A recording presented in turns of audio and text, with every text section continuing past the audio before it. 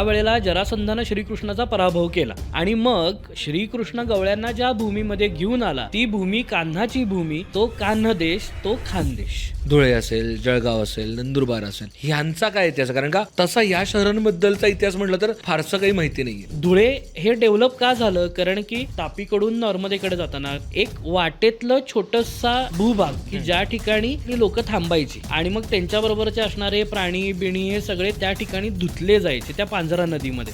तर ते धोलिया करत धुलिया झालं, त्याचं धुळे झालं. नाशिक हे मोठं व्यापारी केंद्र होतं. त्याच्या शेजारी असणाऱ्या ज्या लेणी आहेत तिथं असणाऱ्या शिलालेखांमध्ये महाराष्ट्रातल्या वेगवेगळ्या भागांचा उल्लेख केलेला आपल्याला बघायला मिळतो. ट्रेड रूटचा महत्वाचा भाग आहे. तिथून गुजरात कनेक्ट होतं, मध्य प्रदेश कनेक्ट होतं, पश्चिम महाराष्ट्र कनेक्ट होतं. आपण बर्ड आय व्ह्यू न बघितलं तर लक्षात येतं की नाशिकचं महत्व आणि नाशिकचं कॉन्ट्रीब्युशन हे किती जास्त आहे संपूर्ण महाराष्ट्राच्या इतिहासात. तर त्या बारीपाड्याच्या जवळ महाकुंभ भरत आणि ते महाकुंभ हे शबरीला डेडिकेट केलेलं आहे. हो, आमच्या श्रीरामानं त्या शबरीची उष्टी बोरं जी खाल्ली ती याच ठिकाणी खाल्ली. नाशिकच्या वरचा जो बागलाण प्रदेश आहे त्याच्याबद्दल पण समजून घ्यायचं, कारण का त्या प्रदेशाबद्दल पण खूप कमी बोललं जातं. स्वराज्याच्या इतिहासामध्ये खूप जास्त आहे. तर या गनिमी काव्यातून बाहेर येऊन मोकळ्या पठारावरती समोरासमोर केलेलं पहिलं युद्ध जे घडलं ते बागलाणमध्ये साल्हेर किल्ल्याच्या जवळ घडलेलं युद्ध आहे. ताजमहालची आणि खानदेशची काय स्टोरी आहे? मुमताज तर त्या आसिरगडच्या जवळ एक गाव आहे, तिथं ती गेली आणि 6 महिने तिला त्या ठिकाणी पुरलं होतं आणि त्यांना तिथं तो ताजमहाल तिच्या मेमरीसाठी बांधायचा होता. पण खानदेशचं जेवण एक विशिष्ट पद्धतीचं तिखट जेवण, तर त्याच्याबद्दल ऐकायला आवडेल. खानदेश उष्ण भाग पण आहे, तो दमट भाग नाही. तर तुमच्या अंगातलं जे काही एक्सेस टेम्परेचर आहे ते घामाच्या माध्यमातून निघून जाण्यासाठीचं तिखट खाणं. अरे तुम्ही साध्या साध्या ढाब्यावरती गेलात ना तर तिथे दुधातली शेवभाजी, दुधातली शेवभाजी, त्याच्याबरोबर भाकरी, ठेचा, सॉरी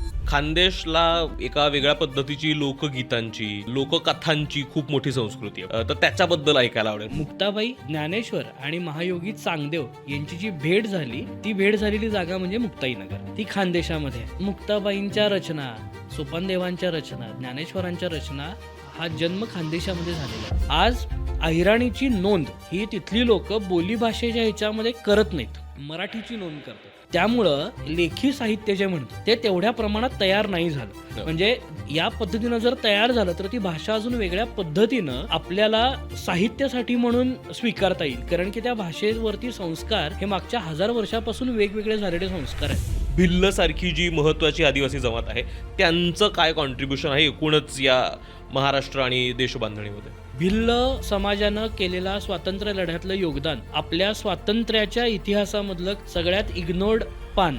पण या लोकांनी इंग्रजांना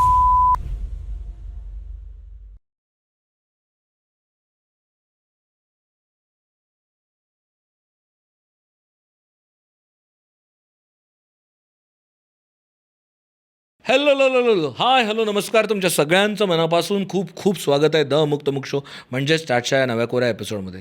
आपण गेले कित्येक महिने महाराष्ट्रातल्या वेगवेगळ्या भागांचा इतिहास समजून घेण्याचा, त्यांचा कल्चर समजून घेण्याचा प्रयत्न करतो आहे. आपण विदर्भाचा लेटेस्ट एपिसोड केले 2 आणि तेव्हा तुम्ही खूप उदंड प्रतिसाद दिला त्याला. आपण पूर्वी पश्चिम महाराष्ट्राचा एपिसोड केला होता, त्याच्या आधी कोकणाचा एपिसोड केला होता आणि आता एक महत्त्वाचा भाग महाराष्ट्रातला, ज्या भागातलं मला फूड प्रचंड आवडतं, तो म्हणजे खानदेश, उत्तर महाराष्ट्र. आपण त्याचा इतिहास समजून घेणार आहोत. आणि उत्तर महाराष्ट्र म्हटलं की असं ते कढी, वांग्याने घोटलेली भाजी आणि ह्या सगळ्या गोष्टी अशा मस्त आठवतात. आणि त्या भागाबद्दल तसं बघायला गेलं तर आपल्याला इतिहासाच्या माध्यमातून खूप कमी गोष्टी माहिती आहेत. तर त्याचा इतिहास समजून घ्यायला खास कोल्हापूरवरून आपल्यासोबत आलेत इंद्रनील बंकापुरे. ते गेली कित्येक वर्ष एस्पेशली मंदिरांचा अभ्यास करतायत, महाराष्ट्राच्या इतिहासाचा अभ्यास करतायत. त्यांच्याकडनं आपण समजून घेणार आहोत खानदेश आणि त्याचा, उत्तर महाराष्ट्र आणि त्याचा इतिहास. तुमचं खूप खूप स्वागत आहे अमुक. धन्यवाद. आणि अमुक तमुकवरचे हे सगळे पॉडकास्ट जर तुम्हाला आवडत असतील तर अमुक तमुकला सबस्क्राईब करायला विसरू नका.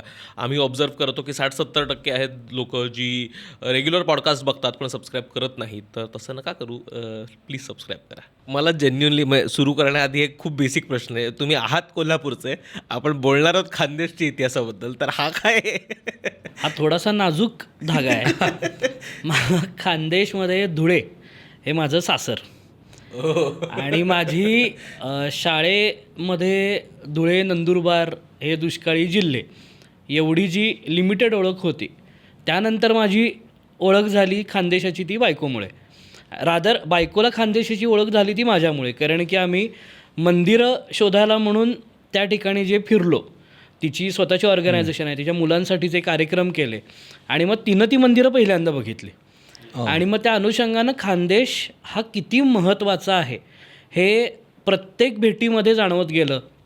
मी स्वतः तिथे खूप फिरलो, त्या लोकांशी गप्पा मारल्या आणि मग लक्षात आलं की अरे हे माहीतच नाही आहे आपल्याला की महाराष्ट्रामधला अतिशय महत्त्वाचा भाग, राजकीय इतिहास असू दे, सांस्कृतिक इतिहास असू दे, खाद्यसंस्कृतीचा इतिहास असू दे, त्याच्यामध्ये खूप मोठं कॉन्ट्रीब्युशन हे खानदेशाचं आहे. सो हा एक अतिशय महत्त्वाचा दुवा मला खानदेशाशी जोडणारा. त्याबद्दल तुम्ही बायकोसोबत फिरताना खानदेशाच्या प्रेमात पडलं. अरे प्रश्नच नाही. मग मला पहिल्या प्रश्नापासून इथूनच सुरुवात करायची की ज्यावेळेस आपण खानदेश म्हणतो त्यावेळेस नेमका खानदेश म्हणजे नेमका कुठला भाग? आपण म्हणजे अर्थात भूगोलामध्ये त्याच्याबद्दल वाचलं आहे, पण नेमका आत्ता खानदेश म्हणून आपण कोणत्या भागाला रेफर करणार आहोत आणि कोणत्या भागाबद्दल बोलणार आहोत आणि काय आहे खानदेशचं वैशिष्ट्य? ओके, तर आपण सुरुवात आधी भौगोलिक याच्यापासून करू की आता धुळे म्हणजे धुळे जिल्हा, नंदुरबार जिल्हा आणि जळगाव जिल्हा हे 3 मुख्य खानदेशाचे महत्त्वाचे भाग. त्यानंतर आत्ता मध्य प्रदेशमध्ये गेलेला बुऱ्हाणपूरचा जो भाग आहे तो एकेकाळी खानदेशाचा भाग होता आणि ज्याला आपण नाशिकच्या उत्तरेला असणारा बागलाण वगैरे जो सगळा भाग म्हणतो तोही थोड्याफार प्रमाणामध्ये खानदेशाचा भाग होता. सो आपण आज गप्पा मारत असताना सुरुवात ही थोडीशी नाशिकपासून करणार आहोत आणि मग तिथून आपण ॲक्च्युअल खानदेशामध्ये प्रवेश करणार आहोत. सो ते पुस्तक वाचायच्या आधी थोडंसं आजूबाजूचं माहिती पाहिजे म्हणून नाशिकची ओळख ही गरजेची आहे आणि मग तिकडनं आपण खानदेशामध्ये प्रवेश करणार आहे. तर या पद्धतीनं आज आपण त्या 3-4 महत्त्वाच्या भौगोलिक गोष्टींबद्दल आपण आज गप्पा मारणार आहोत. नाशिकबद्दल, कारण नाशिक तसं बघायला गेलं तर आपल्याला खूप ऐतिहासिकदृष्ट्या महत्त्वाचं शहर म्हणून खूप वर्ष, म्हणजे त्याला खूप मोठा 5,000हून जास्त वर्षांचा इतिहास आहे आपण हे ऐकतो. तर नाशिकची सुरुवात कुठून झाली याचं आपण थोडक्यात बोललो तर? याच्यामध्ये बोलत असताना आपल्याला सुरुवात आधी नदीपासून करावी लागेल आणि रादर कुठल्याही संस्कृतींमध्ये जगभरामधल्या ज्या काही संस्कृतींचा विकास झाला तो त्या जवळ असणाऱ्या नद्यांच्या अनुषंगाने तो विकास झालेला आहे. आणि आपल्याकडे पण गंगेचं खोरं असू दे, तापीचं खोरं असू दे किंवा नर्मदेचं खोरं असू दे, खाली कावेरीचं खोरं असू दे, या सगळ्यांमध्ये आपल्यामध्ये कृष्णाचं खोरं असू दे, तर या वेगवेगळ्या संस्कृती मागच्या काही हजार वर्षांमध्ये इव्हॉल्व्ह झालेल्या आपल्याला बघायला मिळतात. हीच गोष्ट गोदावरीच्या बाबतीमध्ये आहे. आणि गोदावरीला बेसिकली तीर्थक्षेत्र म्हणजे काय तर त्या ठिकाणी नदीचा जो टर्न असतो तर त्याच्या आजूबाजूला ती नदी ओलांडणं सोपं आहे. त्यामुळं हळूहळू वस्ती वाढत गेली, लोक येत गेली, त्या जिओग्राफिकल एलिमेंटला तो धार्मिक सपोर्ट आधार मिळाला आणि मग हळूहळू त्या क्षेत्रांचा विकास त्या ठिकाणी होत गेला. आता इथं जर तुम्ही बघितलं तर नाशिक आणि त्र्यंबकेश्वर ही 2 अतिशय महत्त्वाची ठिकाणं आपल्याकडे आहेत. नाशिकचा काळाराम, त्र्यंबकेश्वरचा त्र्यंबक, ह्या दोन्ही गोष्टी तेवढ्याच महत्त्वाच्या आहेत. दोन्ही ठिकाणी नदीचे घाट आहेत, दोन्ही ठिकाणी या पद्धतीनं वेगवेगळे विधी केले जातात आणि आत्ता तर 2027मध्ये तिथं कुंभमेळा पण भरतोय. सो या सगळ्या गोष्टींचा विचार करताना नाशिकचं महत्त्व हे अगदी अश्मयुगापासून मग नंतर चालू होत जे आपण ताम्रपाषाण युगामध्ये आलो आणि मग तिथून येत आपण हळूहळू आपल्याला सातवाहनांच्या कालखंडामध्ये येतो की जिथे आपल्याला वेगवेगळी पॉटरी सापडते, वेगवेगळ्या विटांची बांधकामं सापडतात आणि मग ते करत करत आत्ता त्र्यंबकेश्वरपर्यंत, की आधीचं त्र्यंबकेश्वर, मग उद्ध्वस्त झालेलं त्र्यंबकेश्वर आणि मग परत पेशव्यांनी बांधलेलं त्र्यंबकेश्वर. हा असा अख्खा प्रवास आपल्याला त्या नाशिकच्या पद्धतीनं बघावा लागतो. नाशिक हे स्वतः मोठं व्यापारी केंद्र होतं. त्याच्या शेजारी असणाऱ्या ज्या लेणी आहेत त्या लेणीमध्ये साधारण आजपासून 2200-2300 वर्ष आधी त्या लेणी कोरल्या गेल्या. तिथं असणाऱ्या शिलालेखांमध्ये महाराष्ट्रातल्या वेगवेगळ्या भागांचा उल्लेख केलेला आपल्याला बघायला मिळतो. सो त्या गोष्टी कळतात की अति महत्त्वाची ती जागा आहे. ट्रेड रूटचा महत्त्वाचा भाग आहे. तिथून गुजरात कनेक्ट होतं, मध्य प्रदेश कनेक्ट होतं, पश्चिम महाराष्ट्र कनेक्ट होतो, मुंबईचा कोकणचा भाग त्या ठिकाणी कनेक्ट होतो. तर या आपण बर्ड आय व्ह्यूनं बघितलं तर लक्षात येतं की नाशिकचं महत्त्व आणि नाशिकचं कॉन्ट्रीब्युशन हे किती जास्त आहे संपूर्ण महाराष्ट्राच्या इतिहासामध्ये. ॲब्सोल्युटली. मला वाटतं नाशिकसाठीचा एक वेगळा डेडिकेटेड एपिसोड होणं गरजेचं आहे. आपण लवकरच नाशिकसाठीचा तो एपिसोड अर्थातच चर्चेला आणू. जर तुम्हाला नाशिकचा एपिसोड करायचा असेल तर प्लीज खाली कॉमेंटमध्ये नाशिक लिहा, म्हणजे लवकर आम्हाला प्रोत्साहन मिळेल नाशिकचा एपिसोड करायला. पण मला वाटतं आज खास करून खानदेशवर जर आपण फोकस करायचं ठरलं तर खानदेश हे नाव नेमकं कुठून आलं, म्हणजे त्याचा काही इतिहास आहे का? Yes, very interesting. त्याच्या 2-3 वेगवेगळ्या थेअरीज आहेत आणि त्या सगळ्या आपण इथे चर्चा करूया. तर सगळ्यात आधी की आपल्याला माहिती आहे की तिथे फारुकी राजांची सत्ता साधारण 200-225 वर्ष त्या ठिकाणी सत्ता होती आणि दिल्लीच्या सल्तनतीनं त्यांना इकडची ती सगळी जहागीर दिली होती. हळूहळू तिकडची सत्ता दिल्लीची कमकुवत पडली आणि मग इकडं फारुकी राजांनी आपल्या सत्ता केंद्र हे पूर्ण बुरहाणपूर वगैरे विकसित त्या ठिकाणी केलं. तर त्या खानांची असलेली भूमी म्हणून खानदेश हा असा एक भाग आपल्याला तिथे जाणवतो. याचं दुसरा एक व्हेरी इंटरेस्टिंग थॉट जो आहे तो श्रीकृष्णाशी निगडीत आहे. हां, आणि मला स्वतःला हे खूप छान अपिलिंग वाटतं की आपण त्या भागातली अहिराणी भाषा तुम्हाला माहितीच आहे, अतिशय सुंदर भाषा आणि नवीन ऐकणाऱ्याला पटकन कळत नाही. म्हणजे जसं गुजराती कळते किंवा कन्नडमधले काही शब्द आपण असोसिएट करू शकतो, तसं अहिराणीचं नाही आहे. अहिराणी पटकन कळत नाही, तुम्हाला यूज टू व्हावं लागतं त्या भाषेसाठी. आणि दुसरं त्या भाषेवरती हिंदी, गुजराती, फारसी, मराठी, भिल्ली, तिथली आदिवासींची भाषा, या सगळ्या भाषांचा इम्पॅक्ट त्याच्यावरती आहे. सो गुजरातीमधलं केम छोमधलं छो असेल किंवा आओमधलं आओ असेल, तर या सगळ्या गोष्टी त्या भाषेमध्ये स्वीकारल्या गेल्यात. तरी भाषा बोलायची कोण लोक? तर त्या ठिकाणी अभिर नावाची एक राजसत्ता राज्य करत होती. तर ती मूळ अभिरांची भाषा म्हणून ती सगळीकडे प्रचलित झाली. आता हे अभिर लोक कोण आहेत? तर अभिर हे सगळे गवळी लोक, दूध दुभतं बघणारी अशी सगळी लोक. आणि मग ते गोष्ट काय सांगायचे की ते इथं कसे आले? तर ज्या वेळेला जरासंधानं श्रीकृष्णाचा पराभव केला आणि मग श्रीकृष्ण त्याच्या आजूबाजूच्या सगळ्या गवळ्यांना घेऊन ज्या भूमीत आला ती भूमी म्हणजे ही भूमी. आणि मग ते जी भाषा बोलायचे तर ती अभिरांची भाषा ही अहिरांची भाषा, मग ती अहिराणी.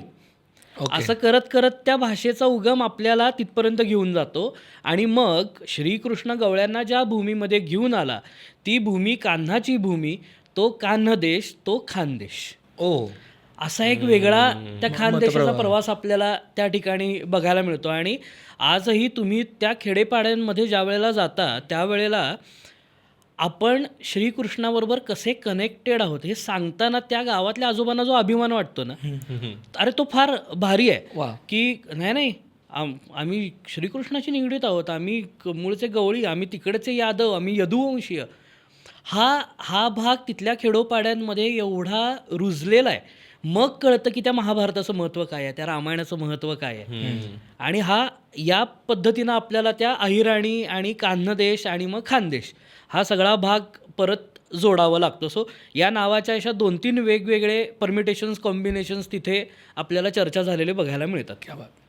खूपच इंटरेस्टिंग आहे. म्हणजे एकतर आपण ज्यावेळेस खानदेश म्हणतो, आपण मगाशी बोलताना म्हटलं की ह्या सगळ्या नद्या आणि त्यांच्या भोवती झालेली वस्ती, जसं आपण आता नाशिकबद्दल बोलताना गोदावरीचा उल्लेख केला, बरोबर आहे. तसं खानदेशबद्दल बोलताना मला वाटतं तापीचा उल्लेख येणं खूप महत्त्वाचं आहे.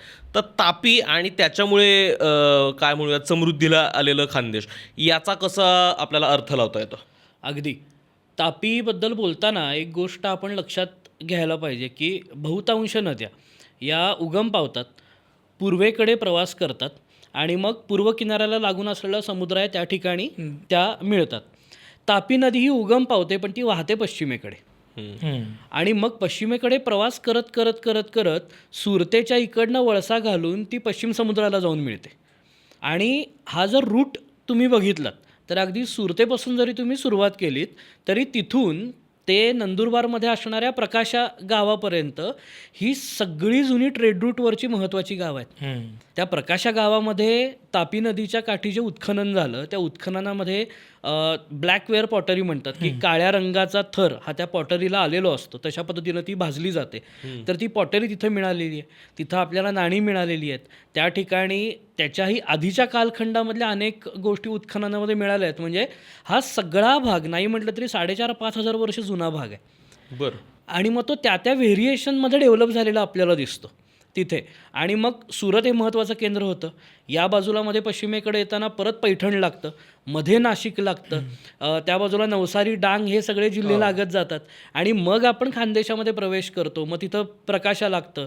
तर या सगळ्या भूभागावरती असणाऱ्या गोष्टी या तापीमुळे तयार झालेल्या गोष्टी आहेत. सो हे त्या नदीचं महत्त्व आहे. आणि प्रकाशा गावाला तापी आणि अजून एक नदी, बहुतेक गिरणा नदी, तर ते प्रकाशा म्हणजे बेट आहे आणि त्याच्या दोन्ही बाजूनं त्या नद्या वाहतात. तो संगमाचा भाग आहे, अतिशय पवित्र भाग आहे. तिथं प्राचीन मंदिर आहेत त्या प्रकाशामध्ये. आणि कदाचित महाराष्ट्रामधल्या ज्या काही जुन्या वस्ती होत्या, म्हणजे पुण्याजवळ इनामगाव आहे, सोलापूरजवळ तगर म्हणजे तेर नावाचं जे आत्ता गाव आहे धाराशिव जिल्ह्यात, ते आहे. तर त्याच पद्धतीची जुनी वस्ती कधी काळी या प्रकाशा गावामध्ये असणार आहे. एवढं महत्त्वाचं ते स्थान त्या खानदेशामध्ये आपल्याला बघायला मिळतं. सो हे तापीचं कॉन्ट्रीब्युशन आपल्याला आहे की महाराष्ट्र, गुजरात या सगळ्या ट्रेड रूटला जोडणारा जो प्राण आहे तो प्राण म्हणजे तापी. तापी क्या बात. आणि हे प्रकाश जे गाव म्हणताय तुम्ही, हे किती हजार वर्ष जुनं आहे? कारण का तो इतिहास अगदी कमीत कमी वर जरी बघायचं म्हटलं तरी 3000 वर्ष, क्या बात. की तेवढं जुनं मात्र ते नक्कीच आहे. आपण या नद्यांबद्दल बोललो आणि त्या मंदिराबद्दल थोडंसं समजू, कारण का हे जर एवढं पुराण काळातलं मंदिर असेल तर त्याच्या आर्किटेक्चरबद्दल, त्याच्या इतिहासाबद्दल खूप ऐकण्यात इंटरेस्ट आहे. प्रकाशामध्ये तशी काही मंदिरं आहेत, पण त्या मंदिरांमध्ये जीर्णोद्धाराचं काम हे खूप मोठ्या पद्धतीनं झालं आहे. आपल्याकडे ते एक सध्या ट्रेंड आहे, ऑइल पेंट लावणे, टाईल्स लावणे किंवा दगडी हे काढून त्या ठिकाणी वेगळं काहीतरी करणे, हा ट्रेंड आहे. बरं, ते काय त्या लोकांची श्रद्धाभावना आहे, आपण काय डॅमेज करतोय कळत नाही, पण तो एक भाग त्याच्यामध्ये झाला. पण त्या आजूबाजूच्या परिसरामध्ये, म्हणजे आज तुम्ही प्रकाशाकडून ज्या वेळेला टुवर्ड्स धुळे येता, तर त्या 2-2.25 तासाच्या प्रवासामध्ये तुम्हाला वेगवेगळी गावं त्या ठिकाणी दिसतात. तिथे वेगवेगळे मठ आपल्याला दिसतात, वेगवेगळ्या मंदिरांचे अवशेष आपल्याला दिसतात. पूर्ण मंदिरं नाही आहेत याच मधल्या ह्याच्यामध्ये, खूप मोठं नुकसान तिथं झालं आहे, ती पूर्ण नाही आहेत. पण जसं तुम्ही मुख्य शहरांकडे येता, म्हणजे जळगाव आणि धुळे, तर या पॅचमध्ये ज्या वेळेला तुम्ही फिरता त्यावेळेला पाटण नावाचं, जे पाटणादेवी म्हणतात, चाळीसगाव नावाच्या एका तालुक्यामध्ये तो सगळा भाग येतो. तर त्या पाटणादेवीच्या मंदिराच्या अलीकडे महेश्वर नावाचं एक मंदिर आहे. हां, हे साधारण 1000 वर्ष आधी बांधलं गेलेलं मंदिर आहे. अतिशय सुंदर मंदिर. आणि जशी खजुराहोची मंदिरं रेज्ड प्लॅटफॉर्मवरती बांधली गेली आहेत, उंच जोत्यावरती बांधली गेली आहेत, त्याच पद्धतीने हे मंदिर बांधलं गेलं आहे.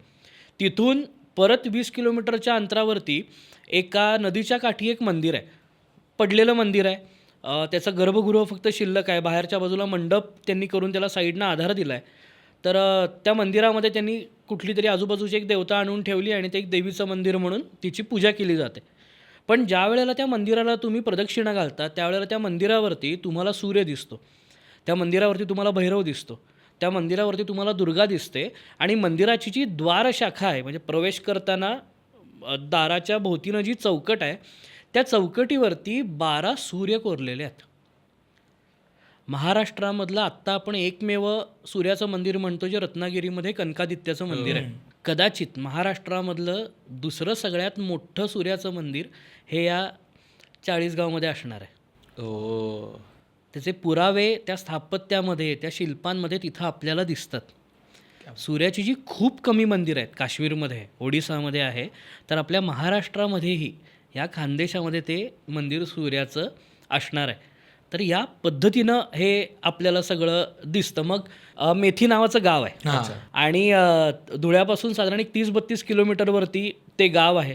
वाटेत सोनगीर नावाचं एक गाव लागतं. त्या सोनगीरला वेगळा किल्ला आहे आणि त्या सोनगीरचं वैशिष्ट्य म्हणजे की लॉस्ट वॅक्स नावाची जी टेक्निक आहे, की जी आज बस्तरमधली आर्ट तयार करायला वापरली जाते छत्तीसगडमध्ये, त्या टेक्निकचा वापर करून तिथे पितळ्याच्या वेगवेगळ्या गोष्टी, तांब्याच्या वेगवेगळ्या गोष्टी बनवल्या जातात. आता ती टेक्निक म्हणजे काय, तर मेणाचा तो पुतळा किंवा ती वस्तू तयार करतात, त्याला मातीनं लिंबतात आणि मग त्याला छोटं खाली भोक असतं आणि मग ते त्या भट्टीमध्ये टाकतात. भट्टीमध्ये टाकलं की माती घट्ट होते, आतलं मेण वितळतं, ते पूर्ण खाली पडतं आणि मग आतमध्ये जो साचा तयार झाला आहे त्याच्यामध्ये ते मेटल पोअर करतात, मेटल ओततात आणि मग नंतर ते थंड झालं की वरची माती काढून टाकली की आतमध्ये आपल्याला फिनिश्ड हे मिळतं. तर ते काम आजही सोनगीरमध्ये केलं जातं. आणि ही अतिशय मोठी गोष्ट आहे महाराष्ट्रासाठी की आज बस्तर आर्ट ही जगभरामध्ये छत्तीसगड प्रमोट करतं. आपल्यालाही संधी आहे की सोनगीरमध्ये होणारं काम आपण जगभरामध्ये या पद्धतीनं प्रमोट करू शकतो. तर तिथून आपण पुढे गेलो की ते मेथी नावाचं गाव लागतं आणि 2-3 मंदिराचे कॉम्प्लेक्स आहेत. तिथे नारायणाचं मंदिर आहे, लक्ष्मीचं मंदिर आहे, त्याच्यानंतर शिवाचं मंदिर आहे, तिथे एक मोठी बारव आहे. परिस्थिती वाईट आहे पण ती बारव त्या ठिकाणी आहे. तर त्या विष्णूची वैकुंठ मूर्ती नावाची एक मूर्ती आहे की ज्याच्यामध्ये वेगवेगळ्या मूर्ती या वेगवेगळ्या संप्रदायाचं तत्त्वज्ञान सांगतात. तसंच वैष्णव तत्त्वज्ञान सांगणारी मूर्ती म्हणजे ती वैकुंठ मूर्ती की समोर एक चेहरा असतो, तो पुरुषाचा चेहरा आहे, एका बाजूला नरसिंह, एका बाजूला वराह, एक अनिरुद्ध वरती असतो, प्रद्युम्न आणि संकर्षण असे ते एकत्र असतात. आणि महाराष्ट्रामध्ये मंदिरावरती असणारी ही एकमेव वैकुंठ मूर्ती आहे. बाकी महाराष्ट्रामध्ये ती कुठंच नाही. अशी त्या मेथी नावाच्या गावात आहे. हे माहीतच आहे आपल्याला महाराष्ट्राचं वैभव. काय सुंदर गोष्टी ज्यांनी केलेल्या आहेत. असंच एक माइंड ब्लोईंग गोष्ट आपल्याला मी तुम्हाला म्हटलं ते बळसाणे नावाचं गाव आहे. तर त्या बळसाणे गावामध्ये तुम्ही असं गावात गेलात की असं शेतातून चालत गेल्यावरती अचानक 2-3 मंदिरं जुनी तुमच्या समोर येतात. तिथे एक वेगळा मंदिर कॉम्प्लेक्स आहे. त्यानंतर गावात शिरताना कानबाई नावाचं एक मंदिर आहे. म्हणजे आता तिला कानबाई म्हटलं जातं पण ते कधीकाळी विष्णूचं मंदिर असेल. तर त्या मंदिराचं वैशिष्ट्य म्हणजे की आपल्याला जनरल मंदिर काय माहिती आहे की मुखमंडप, सभामंडप, अंतराळ आणि गर्भगृह अशी त्याची रचना असते. तर त्या मंदिरामध्ये ज्यावेळेला आपण प्रवेश करतो त्यावेळेला मुखमंडपातून आत गेलो की त्या सभामंडपामध्येच 10 छोटी उपगर्भगृह आहेत. बरं. ज्या ठिकाणी विष्णूचे कधी काळी वेगवेगळे अवतार असणार आहेत. आणि मग त्या द्वारशाखांवरती आपल्याला नवग्रह दिसतात, सप्तमातृका दिसतात, अवतार दिसतात, वेगवेगळ्या गोष्टी दिसतात. वरती सुरसुंदरी कोरलेल्या आहेत, अष्टदिक्पाल कोरलेले आहेत. आणि मग त्या मुख्य गाभाऱ्यामध्ये आपण प्रवेश करतो. महाराष्ट्रामधलं हे एकमेव उदाहरण आहे अशा पद्धतीच्या मंदिराचं. वाव.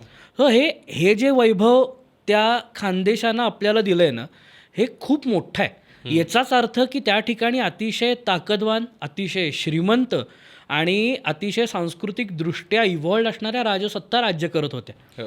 तर हे घडणं शक्य आहे. तर या दृष्टिकोनातून हा खानदेश आपल्याला एकदा बघावा लागतो. आता आपण त्या वेगवेगळ्या राजसत्तांचा उल्लेख केला तर कुणी खानदेश म्हणजे खानदेशचा इतिहासात जर मागे आपण बघायला गेलो म्हणजे प्राचीन काळापासून आत्तापर्यंत जोपर्यंत माहिती आहे तोपर्यंत की कुठल्या राजांनी तिथे त्यांच्या राजवटी होत्या आणि त्यांनी कसा त्या खानदेशच्या भागांचा काय म्हणूयात कल्चरल कॉन्ट्रीब्यूटसुद्धा केलं. Okay, very interesting.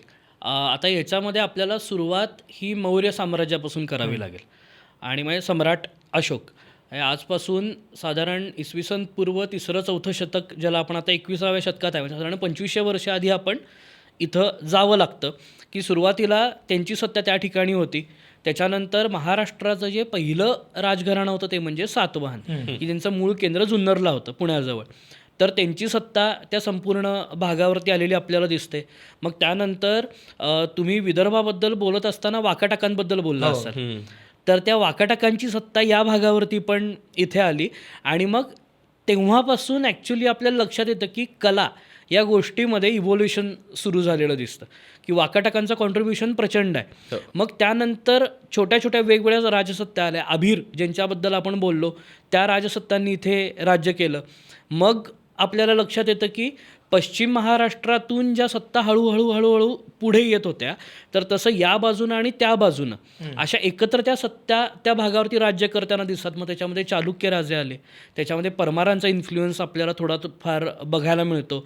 मग त्याच्यानंतर शिलाहारांचा थोडा इन्फ्लुएन्स आपल्याला दिसतो, राष्ट्रकूटांचा दिसतो आणि मग यादवांचा दिसतो. तर यादव हे त्या संपूर्ण भागाचा असणारा शेवटचा लाईन ऑफ डिफेन्स होता ते म्हणजे यादव. ओके. जे छत्रपती संभाजीनगरला देवगिरीचा जो किल्ला आहे तो किल्ला पडला आणि संपूर्ण महाराष्ट्र हा त्या परकीय आक्रमकांसाठी ओपन झाला. तर शेवटचे त्या ठिकाणी हे करणारे म्हणजे यादव. मग यादवानंतर फारुकी आले आणि मग फारुकींकडून सत्ता काढून घेतली दिल्लीच्या मुघलांनी. आणि मग त्याच्यामध्ये अगदी सुरुवातीला शहाजहान असू देत, म्हणजे अकबर असू देत, शहाजहान असू देत आणि मग त्याच्यानंतर औरंगजेब असू दे, ह्या सगळ्यांनी त्या भागावरती राज्य केलं. ओके. आणि मग हळूहळू ते करत करत मराठ्यांनी ती सत्ता काबीज केली. साल्हेर बागलाणचा जो भाग आहे तर तो साल्हेर मुल्हेरचा किल्ला मराठ्यांनी आपल्या ताब्यामध्ये घेतला. आसिरगडचा किल्ला आपल्याकडे ताब्यामध्ये घेतला. नंतर पेशव्यांनी ज्या वेळेला उत्तर दिग्विजय करायला सुरुवात केली त्यावेळेला त्यांनी सुरुवात ही या भागातून उत्तरेकडे जाणारा हा मार्ग आहे तिकडनं सुरुवात केली. तिसऱ्या पानिपत युद्धाच्या वेळेला जे पेशवा सैन्य गेलं हे बुऱ्हाणपूरमधून गेलं जे परत आलंच नाही. त्यानंतर मग परत सगळं चित्र बदललं आणि मग इंग्रज आले. तर या पद्धतीनं या संपूर्ण भागावरती सतत कुणी ना कुणीतरी राज्य करत होतं कारण की हा समृद्ध भाग आपल्या ताब्यामध्ये राहावा असं प्रत्येक राजसत्तांना वाटत होतं. जे पश्चिम महाराष्ट्राचं आहे की पश्चिम महाराष्ट्र आपल्या ताब्यात राहावा असं आजही सगळ्या लोकांना वाटतं.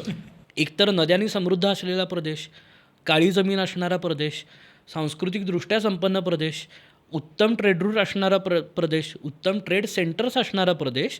तर याचा अर्थ तो इकॉनॉमिकली खूप जास्त कॉन्ट्रीब्यूट करतोय त्या राज्याच्या बेटरमेंटसाठी. तर तो आपल्याकडे असावा हा प्रयत्न मागची 2500 वर्ष सगळ्या राजसत्ता करतायत आजही. आत्ता आपण ह्या सगळ्या राजसत्तांबद्दल बोललो, टाईमलाईनबद्दल बोललो. ह्यातला सगळ्यात जास्त इन्फ्लुएन्स आत्ताचा जो आपल्याला खानदेश दिसतो त्याच्यावरती सगळ्यात जास्त इन्फ्लुएन्स कोणत्या राजसत्तांचा होता आणि ज्याची आपल्याला अजून पण काय म्हणतात पाळमुळं दिसतात? 2 राजसत्ता आहेत. एक म्हणजे यादवांची राजसत्ता की ज्यांच्या कालखंडामध्ये ही सगळी मंदिरं त्यांच्या पूर्ण अवस्थेला गेलेली आपल्याला बघायला मिळतात. आणि दुसरं म्हणजे फारुकी. ओके. तर फारुकी राजांनी ॲक्च्युली खूप मोठ्या प्रमाणामध्ये त्या ठिकाणी व्यापाराचं पण निर्माण केला. की काळ कोणता आहे हा? फारुकींचा काळ हा आपल्याला 13व्या शतकाचा शेवट ते 15व्या 16व्या शतकाची सुरुवात असा साधारण 200-225 वर्षांचा हा काळ आहे. आणि उत्तम राजे त्या ठिकाणी होऊन गेले. त्यांनी पाणी सिंचनासाठी वेगळ्या सोयी त्या ठिकाणी केलेल्या आपल्याला दिसतात. त्याच राजांच्या दरम्यान तिथला रेशीम वस्त्र उद्योग, त्याच्यानंतर वेगवेगळ्या पद्धतीनं होणारे ट्रेड ह्याच्यात खूप मोठ्या प्रमाणात वाढ झालेली आपल्याला बघायला मिळते. बुऱ्हाणपूर हे जे राजधानीचं शहर त्यांनी वसवलं तर त्याचं सुरुवातीचं नाव जे स्कंदपुराणामध्ये येतं ते ब्रह्मत्तपूर या पद्धतीनं येतं. आणि मग ज्या वेळेला त्यांची सत्ता आली त्यावेळेला तो एक चिश्ती त्यांचा कोणीतरी एक कवी किंवा ते जे सुफी संत असतात त्यांच्यापैकी एक जण होता. तर चिश्ती त्याचं नाव आता आठवत नाही आहे. तर बुऱ्हाण गरीब वगैरे असं काहीतरी त्याचं नाव होतं. मग त्याच्या नावानं ह्या गावाचा त्यांनी परत निर्माण केलेला आपल्याला दिसतो. सो खानदेशामध्ये त्यांचं कॉन्ट्रीब्युशन हे खूप आहे. कारण की एक तर 200-225 वर्ष सत्ता त्यांनी त्या ठिकाणी केलेली आहे.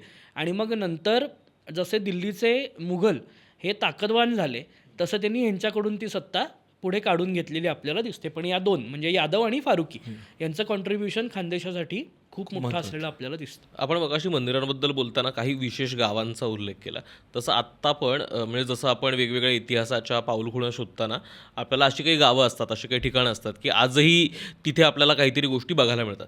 तर तसा खानदेशच्या इतिहासाचा विचार करताना अशी काही महत्त्वाची गावं आहेत का जिथे अजूनही त्या इतिहासात घडलेल्या गोष्टी, काही शिलालेख, काही मंदिरं किंवा इतर काही स्ट्रक्चर्स असे आपल्याला आजही बघायला मिळतात किंवा त्या गावांचं महत्त्व अधोरेखित करतात? अगदी.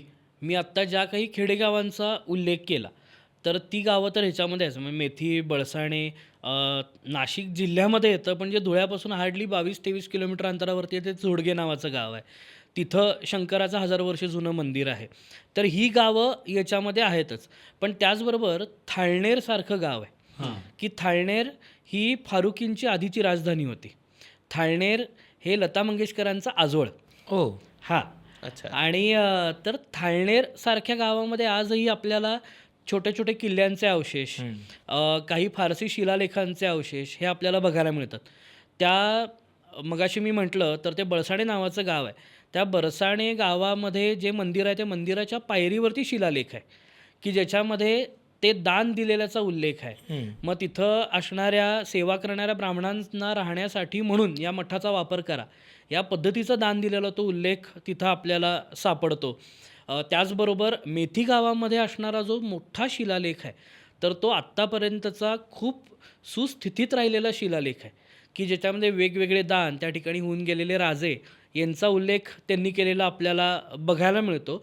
तर या पद्धतीनं या वेगवेगळ्या गावांमध्ये मग प्रकाशामध्ये वगैरे तर आहेच, म्हणजे प्रश्नच नाही की त्या गोष्टी तिथं आपल्याला बघायलाच मिळतात. जळगावमध्ये खुद्द काही ठिकाणी हे पुरावे आपल्याला दिसतात. सोनगीरचा किल्ला हा अतिशय महत्त्वाचा किल्ला आहे की जिथं आपल्याला हे पुरावे दिसतात. धुळ्यामध्ये प्रवेश करत असताना लळिंग नावाचा किल्ला आहे जो फारुकींच्या कालखंडामध्ये चांगला नावारूपाला आला. तर तो किल्ला आज आणि ते खूप छान पर्यटनचं रूप त्यांना दिलेलं आहे. म्हणजे त्याचे पायऱ्या वगैरे खूप उत्तम केल्या, त्याच्या कमानी खूप छान केल्या, त्याला रंगरंगोटी केलेली आहे. तर या काही जागा आहेत की जिथं आपल्याला हे सगळे इतिहास शोधतानाचे पुरावे हे आपल्याला 100% बघायला मिळतात. आत्ताची जी शहरं दिसतात आपल्याला खानदेशमधली, धुळे असेल, जळगाव असेल, नंदुरबार असेल, ह्यांचा काय इतिहास आहे? कारण का आपल्याला नाशिकचा इतिहास माहिती आहे की नाशिक म्हणलं की पुणे म्हणलं तर त्याचा इतिहास जाणवतो आपल्याला, मुंबईचा इतिहास माहिती आहे, कोल्हापूरचा तसा या शहरांबद्दलचा इतिहास म्हटलं तर फारसं काही माहिती नाही आहे. आता स्पेसिफिकली या 3 शहरांबद्दल बोलायचं झालं तर ही 3ही शहरं ही बेसिकली इंग्रजांच्या कालखंडामध्ये सिटी सेंटर्स म्हणून डेव्हलप झाली. ओके. की इंग्रजांनी धुळ्याला सगळ्यात आधी सिटी सेंटर म्हणून तयार केलं. Dhule is a planned city. त्यानंतर त्यांनी जळगाव त्या पद्धतीनं तयार केलं आणि मग त्या आजूबाजूच्या असणाऱ्या तालुक्यांसाठीचं एक महत्त्वाचं सेंटर म्हणून या पद्धतीने ही गावं इंग्रजांच्या कालखंडामध्ये तयार झाली. नाहीतर त्याच्या आधी तो सगळा भाग आजूबाजूच्या ह्याच्यामध्येच पसरलेला होता. मग सिटी सेंटर झाली म्हटल्यावरती तिथे ॲडमिनिस्ट्रेटिव्ह ऑफिसर्स आले, त्या ठिकाणी बाकी सगळ्या गोष्टी आल्या, त्या ठिकाणी गव्हर्नमेंट आलं आणि मग हळूहळू स्वातंत्र्याच्या पिरियडमध्ये लक्षात येतं की नंदुरबार हा वेगळा जिल्हा झाला. तो महाराष्ट्रातला एकमेव आदिवासी जिल्हा म्हणून ओळखला जातो. मोठ्या प्रमाणात भिल्ल ट्राईब ही त्या ठिकाणी आजही राहते, ते तिथं आपल्याला दिसतं. जळगाव हा अतिशय साहित्यिक अशा पद्धतीनं जिल्हा तयार झालेला आपल्याला दिसतो की बहिणाबाई चौधरींसारखी लोकही त्या ठिकाणावरून महाराष्ट्राला मिळालेली आहेत. कॉम्रेड शरद पाटलांसारखी लोकं, मार्क्सिस्ट लोकं की ज्यांनी खूप मोठ्या प्रमाणात कम्युनिस्ट चळवळीमध्ये भारतामध्ये कॉन्ट्रीब्यूट केलं, तर ती लोकं या जळगावनं महाराष्ट्राला दिलेली आपल्याला बघायला मिळतात. तर या पद्धतीनेही लोकं समोर आलेली आहेत. आत्ता मागच्या वर्षी अखिल भारतीय साहित्य संमेलन आंबेळनेर नावाच्या गावामध्ये झालंय जे खानदेशामध्ये आहे. तर साने गुरुजींचं गाव आंबेळनेर गाव आहे. तर या सगळ्या गोष्टी आजूबाजूच्या मग त्या एक एक केंद्रस्थानी आलेल्या आपल्याला बघायला मिळतात आणि मग तो त्या शहरांचा विकास अतिशय ॲडमिनिस्ट्रेटिव्ह विकास की धुळे हे डेव्हलप का झालं, कारण की मध्य भारतातून तुम्ही उत्तरेकडे जाताना, नर्मदेकडे जाताना म्हणजे तापीकडून नर्मदेकडे जाताना, पांझराकडून नर्मदेकडे जाताना, गोदावरीकडून नर्मदेकडे जाताना एक वाटेतलं छोटंसा भूभाग की ज्या ठिकाणी तुम्हाला रेस्ट करता येतील आणि मग त्या लोकल ट्रेडिशनमध्ये खूप छान कथा येते की धुळे का, तर त्या ठिकाणी लोक थांबायची आणि मग त्यांच्याबरोबरचे असणारे प्राणी बिणी हे सगळे त्या ठिकाणी धुतले जायचे त्या पांझरा नदीमध्ये. तर ते धोलिया करत धुलिया झालं, त्याचं धुळे झालं. असं आहे. आजही ही गोष्ट त्या गावामध्ये सांगितली जाते आणि मला ते फार छान वाटलं, कारण की आत्ता जे ॲक्च्युअल धुळे शहर आहे तर त्या धुळे शहराच्या आजूबाजूच्या तालुक्यांमध्ये प्राचीन सगळे आपल्याला गोष्टींचे पुरावे दिसतात. खुद्द धुळ्यामध्ये त्या नाही ना दिसत. तर नंतर कधीतरी ॲडमिनिस्ट्रेटिव्ह लेवलला ते शहर त्याप्रमाणे विकसित झालेलं शहर आहे आणि मग ते त्या नदीच्या ह्याच्यावरती, पांझरा म्हणजे जी सतत पांझरत असते, जी सतत झिरपत असते, जिला सतत पाणी असतं, अशी ती नदी, ती पांझरा नदी. यांची नावं पण फार छान आहेत. अरे तर या पद्धतीनं या गावांचा विकास झालेला आपल्याला बघायला मिळतो आणि मग नंतर भाषावार प्रांत रचनेमध्ये बुऱ्हाणपूर हे गेलं मध्य प्रदेशकडे. सो तो भाग पूर्ण महाराष्ट्रापासूनच वेगळा झाला, पण तो खानदेशचा अतिशय कोर पार्ट म्हणून आपल्याला बघावं लागतं. त्यामुळे कल्चरल, त्यामुळे दोन्ही प्रदेशांमध्ये खूप सिमिलॅरिटी. अगदी खानदेशबद्दल बोलतं तर म्हणजे एक जी गोष्ट म्हणजे ज्याचा शार्दूलने सुरुवातीला पण उल्लेख केला ते म्हणजे खानदेशचं जेवण. एक विशिष्ट पद्धतीचं तिखट जेवण, वेगवेगळ्या गोष्टी खानदेशने दिल्यात. मग काय त्या खापरावर ते बनवलेले मांडे असो किंवा शेवभाजी असो किंवा गोटल वांग्यानी भाजी, आपलं वरणबट्टी, तर तसं कढी, या म्हणजे तसं बघायला गेलं तर खूपच डायव्हर्स काय खाद्य संस्कृती खानदेशची बघायला मिळते. तर त्याच्याबद्दल ऐकायला आवडेल. एक तर ते येतं कुठून, म्हणजे आधीच तसा बऱ्यापैकी गरम असलेला भाग आहे आणि त्याच्यामध्ये इतकं तिखट जेवण, हे कसं? आपल्याला त्या संपूर्ण एक जागेचा एक भौगोलिक सिनारिओ जर लक्षात आला तर आपल्याला खाण्याची संस्कृती लक्षात येते की खानदेश हे अशा जॉईंटवरती आहे की जिथं मध्य प्रदेशचा पण प्रभाव आहे आणि जिथे गुजरातचा पण प्रभाव आहे. तो उष्ण भाग पण आहे. त्यामुळे तिखट खाणं का तर तुम्ही तिखट खाल्ल्यानंतर तुमचा घाम सगळा हे केला जातो, तो दमट भाग नाही आहे. त्यामुळं तिथं पटकन घाम येत नाही पण ऊन तेवढंच असतं. सो तुमच्या अंगातलं जे काही एक्सेस टेम्परेचर आहे ते घामाच्या माध्यमातून निघून जाण्यासाठीचं तिखट खाणं. टेम्परेचर कंट्रोलर आहे. टेम्परेचर कंट्रोलर आहे तिखट खाणं. आणि ते तिखट पण एवढी सुंदर चव आहे त्याला, ती नैसर्गिक तिखट चव आहे. म्हणजे तिकडच्या मिरचीला ती नैसर्गिक चव आहे. त्या जळगावला घोटून जे वांग्याचं भरीत केलं जातं, अरे अप्रतिम ते असतं.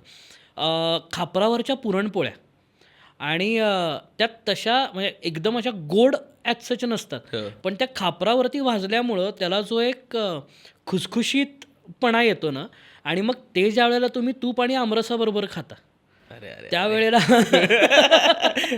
नाही स्वतः मी खाद्य संस्कृतीचा प्रामाणिक पाईक असल्यामुळे मला या गोष्टी फार आवडतात. आणि मग अरे तुम्ही साध्या साध्या ढाब्यावरती गेलात ना तर तिथे तुम्ही ठेचा मागा त्यांना. ठेचा, दुधातली शेवभाजी.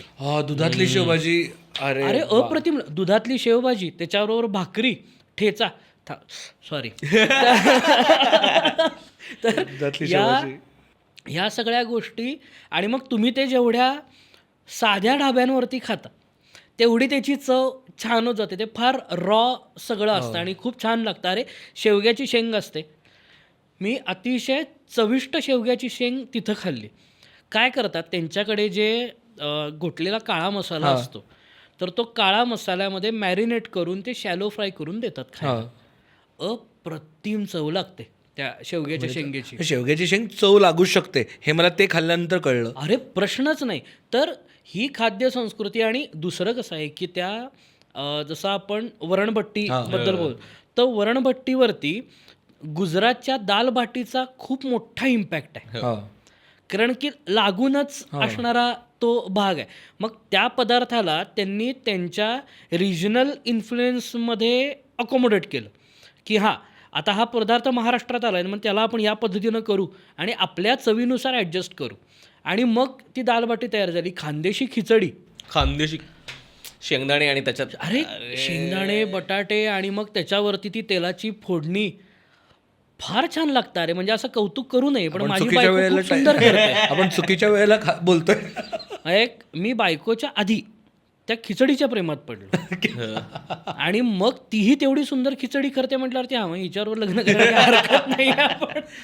तर एवढे छान पदार्थ त्या खानदेशामध्ये आपल्याला दिसतात. आणि तुम्ही जसं जसं एक्सटिरियरला जाता म्हणजे मुख्य शहरांपासून लांब जाता तसं नैसर्गिक भाज्या, रानभाज्या हा पण भाग त्या ठिकाणी अरे खूप मस्त मिळतो खायला.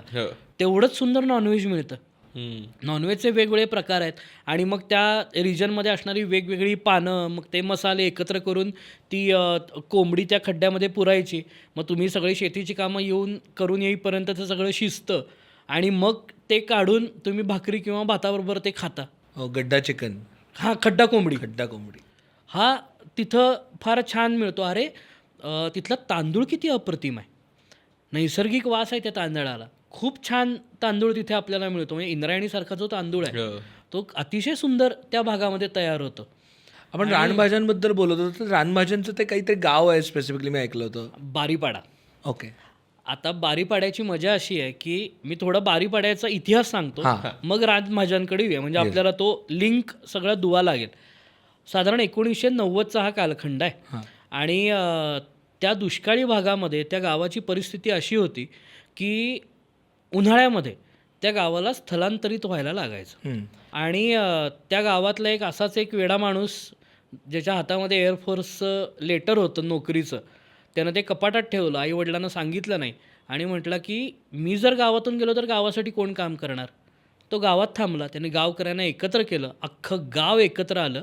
आणि मला कौतुक वाटेल की अरे आपण साध्या साध्या आपल्या पेनावरून भांडत असतो तर त्या गावामधल्या ज्या लोकांकडं जमिनी नव्हत्या तर गावातल्या लोकांनी आपापल्या जमिनीतला भाग काढत काढत प्रत्येकाला स्वतःची जमीन केली. सगळ्यात आधी त्यांनी ते केलं. गावानी एकत्र येऊन ठरवलं की झाडं तोडायची नाहीत. हम्म. त्या गावातल्यांनी एकत्र येऊन 600-650 पेक्षा जास्त बांध बांधले. बापरे. बापरे. हां. आणि आज त्या गावाची अशी परिस्थिती आहे की 750-800 पेक्षा जास्त बांध त्या गावामध्ये आहेत.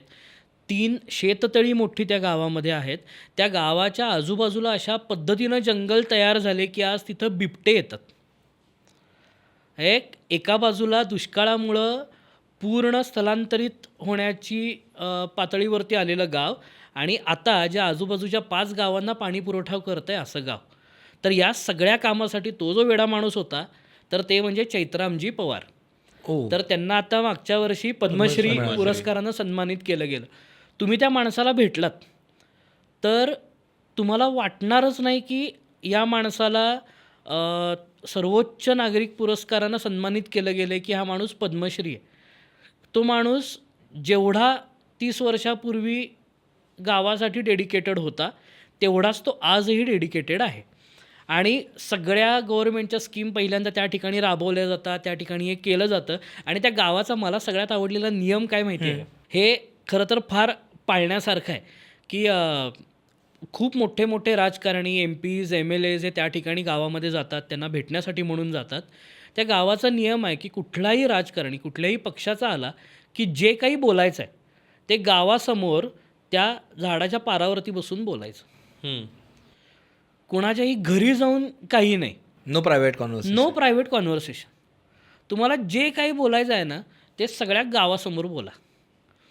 आणि अरे अडचणीत टाकणाऱ्या गोष्टी आहेत रे या. पण ते एवढं सुंदर पाळलं जातं की त्या चैत्रामजी पवारांचे वडील गेले. वडील गेल्यानंतर ज्या वेळेला वेगवेगळे हे सगळे लोक त्यांना भेटायला जात होते तर त्यावेळेला ते उठले, बाहेर आले, त्या पारावरती जाऊन बसले आणि आता माझं सांत्वन करा. या पद्धतीनं त्या गोष्टी त्यांनी तिथं पाळलेल्या आहेत. आणि मग काय झालं की कट्टू या सगळ्या गोष्टी चालू झाल्या. जंगलं वाढली. जंगलं वाढल्यानंतर आपसुकच त्या ठिकाणी हळूहळू विरत जाणाऱ्या ज्या वनस्पती आहेत त्या परत तग धरू लागल्या. रानभाज्या तग धरू लागल्या. त्या लोकांच्या डे टू डे खाण्यामधला तो भाग झाला. आणि मग त्यांनी एक दिवस प्रयोग म्हणून एक रानभाज्यांचा महोत्सव करूया म्हटलं. आणि मग ती गोष्ट एवढी पॉप्युलर झाली की आज त्या रानभाज्यांच्या महोत्सवासाठी भारतभरातून लोक त्या ठिकाणी जातात. मी माझा अनुभव सांगतो. मी त्या गावामध्ये गेलो होतो. आम्ही दुपारी जेवायला बसलो. सुंदर जेवण होतं आणि एकदमच 1-2 लोक कुणीतरी आतमध्ये आले. आम्हाला जे स्वयंपाक करून वाढत होते त्यांना त्यांनी काहीतरी विचारलं.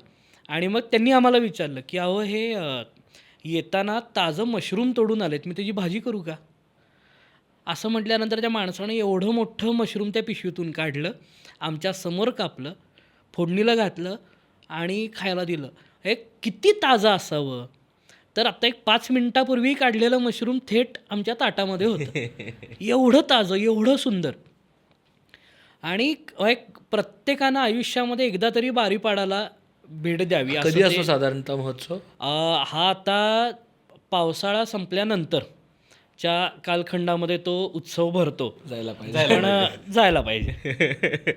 आपण बारीपाडाबद्दल बोलतो तर मला नाशिकच्या वरचा जो बागलाण प्रदेश आहे त्याच्याबद्दल पण समजून घ्यायचं, कारण का त्या प्रदेशाबद्दल पण खूप त्याचं ऐतिहासिक महत्त्व कळतं आणि त्याबद्दल परत एकदा कमी बोललं जातं. अगदी. बागलाणचं महत्त्व हे आपल्या स्वराज्याच्या इतिहासामध्ये खूप जास्त आहे. बागलाणवरती अगदी सुरुवातीपासूनच वेगवेगळ्या सल्तनटचा इम्पॅक्ट होता. आणि बागलाणचं वैशिष्ट्य काय आहे की छत्रपती शिवाजी महाराज हे दिल्लीवरून म्हणजे कैदेतून सुटून तिकडनं पळून ते परत स्वराज्यामध्ये आले. आणि मग त्याच्या आधी पुरंदरचा तह झाला होता. पुरंदरच्या तहामध्ये अतिशय क्रुशियल जिओग्राफिकल लोकेशनवरती असणारे किल्ले हे तहामध्ये दिले होते. आणि म्हणजे अगदी स्वराज्याच्या हृदयामध्ये चाकू खुपसल्यासारखाचा तो तह होता. आणि मग परत आल्यानंतरची 2 वर्ष महाराजांनी ही पूर्ण त्यांची मोर्चेबांधणी केली. त्यांनी सैन्य परत उभं केलं, त्यांनी आरमारावरती परत काम केलं आणि 2 वर्ष त्यांनी त्या सगळ्या गोष्टी त्या ठिकाणी करत राहिले. आणि मग 2 वर्षानंतर साधारण 1670 ते 1672 हा कदाचित सगळ्यात महत्त्वाची 2 वर्ष आपल्याला म्हणता येतील की ज्याच्यामध्ये आरमारानं जिंजीवरती सगळी चाल करून गेले आणि महाराजांनी त्यांचं सैन्य मोकळं सोडलं.